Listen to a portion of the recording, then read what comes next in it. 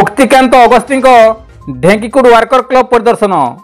ओडिशा राज्य DG dist 104 governor Muktikant Agasti दिनिकिया केन्दुझर जिला गस्त अवसर में ढेंकुड़ वर्कर क्लब परिदर्शन करिसेंती। से प्रथमे माँ तारिणी को घटगाँ दर्शन करथिले। शस्त्रिक से आसीछंती।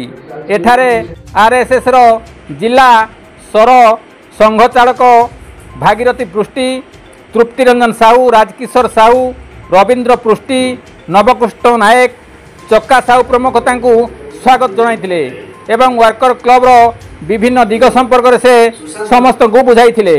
गोविंद राउत का रिपोर्ट, केडी न्यूज ओडिया।